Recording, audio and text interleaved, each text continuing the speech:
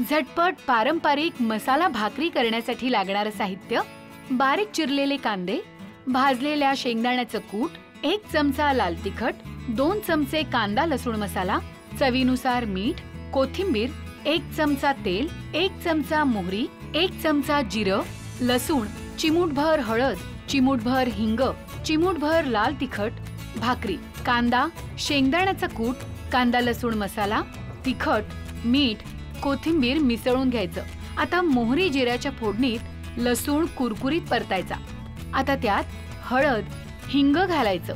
आता भाकरीचा पापुद्रा काढून घेत यावर तयार केलेला मसाला घालायचा आणि वर तयार केलेली फोडणी घालायची.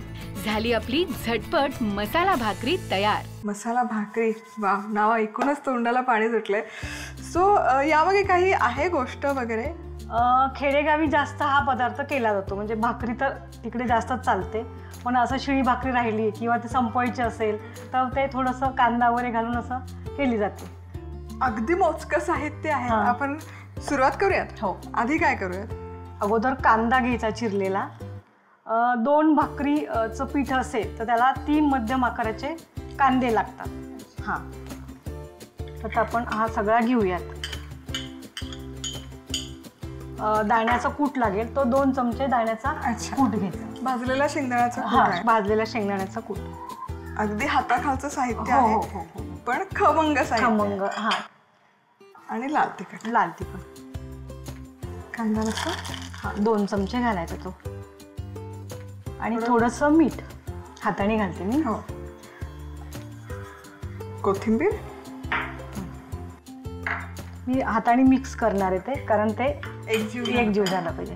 हे खरं ना, यामध्ये थोडंसं तेलाने, कच्चं तेल, लिंबाचा रस टाकला तर अजून थोडीशी टेस्ट. नाही, आणि असंच पण मी खाऊ शकते. शिळी पोळी, शिळी भाकरी. कधी मला भाजी खायचा कंटाळा आला ना, याला कसं आपण लहान मुलांना म्हणजे पिझ्झा केलाय तरी ते मुलं भाकरी सुद्धा खाऊ शकतात आवडीने. आता आपला मसाला तर तयार आहेच आहे. आता आपण आधी भाकरी करायच्या अगोदर फोडणी करून घेऊया. मोहरी घालूया थोडीशी. वा, मोहरी अशी ना मस्त तडतडली पाहिजे. थोडंसं जिरं घालायचं आणि ठेचून घेतलेला लसूण. लसूण थोडासा असा गुलाबी झाला पाहिजे, कुरकुरीत असा. आहा. गॅस बंद केला की थोडीशी हळद घालूयात आपण, थोडीशी अगदी. वा. आणि हिंग आणि किंचित लाल तिखट घालूयात. इतकी लसणाची खमंग फोडणी बसली. अगदी हाताखालचं साहित्य आहे जे घरामध्ये आपल्या उपलब्ध असतं, पण ती फोडणी इतकी खमंग बसली की काय सांगू. आता काय करूया? आता आपण भाकरी करूया. येस. आता आपली भाकरी तर तयार आहे. येस. अलगद गरम भाकरी जी केलेली असते त्याचा पापुद्रा अलगद काढायचा गोल असा.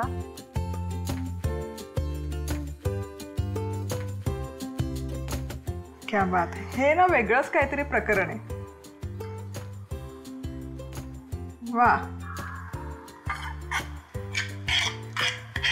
पापुद्रा एकतर खूप छान आलेला आहे भाकरीला. आणि त्यामध्ये आपण पापुद्रा काढून हे सारण असं कोपऱ्या कोपऱ्यापर्यंत भरून घ्यायचं. परत थोडीशी कोथिंबीर पेरूया त्याच्यावरती अशी, आणि ही फोडणी टाकायची आधी. यावरच घालतो? हो हो. क्या बात आहे. आहा, खमंग अशी फोडणी. बारीक शेव घालूयात. वा, बहारदार आपण म्हणतो ना, अगदी तसं झालेलं आहे. आणि आता काय करायचं? आता हे बंद करायचं आणि अशा तुम्ही 1-2-3 भाकरी अशा करून ठेवला की एकावर एक अशा मुडपून ठेवायच्या आणि मग अर्ध्या पाऊण तासांनी तर खायला घ्यायच्या.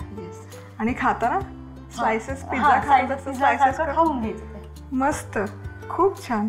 तोंडाला चव नाहीये, भाजी पोळी खायचा कंटाळा आलाय, तेच खाऊन कंटाळा आला, तर असं आहे ना, तर हा चमचमीत, झणझणीत आणि फटाफट होणारा मसाला भाकरी खाऊन बघा. मी गॅरंटीड, म्हणजे तुम्हाला भूकही नाही लागणार. दमदमीत पदार्थ आणि मेन म्हणजे फटाफट बनवून तयार होणार. कोणी इमॅजिनही नाही करणार की हे असं काहीतरी असेल की भाकरीमध्येच मसाला स्टफ केला आणि तो आता पिझ्झासारखा खायचा आहे. क्या बात आहे, खूप छान.